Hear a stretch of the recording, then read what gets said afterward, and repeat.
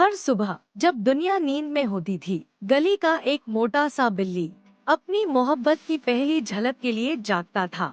उसका नाम था मोती। ऊपर एक बालकनी थी जहाँ बैठती थी मीना, सफेद, नरम, बिल्कुल रुई जैसी। ना बोलती थी, पर मोती का सारा दिन बना देती थी। हर रोज दादी एक कटोरी में दूध रखती, मोती जल्दी से पीता, लेकिन उसकी नजरें हमेशा मीना को ढूंढती, क्योंकि भूख तो पेट की होती है, पर मीना दिल की थी। फिर एक दिन बारिश आई, मोती आया, लेकिन बालकनी खाली थी, मीना नहीं थी। उसने आसमान की तरफ देखा और पहली बार कुछ महसूस किया जो म्याऊं से भी नहीं कहा जा सकता था। अगली सुबह मीना नीचे उतर आई, धीरे धीरे, बिल्कुल पास, ना शोर, ना घबराहट,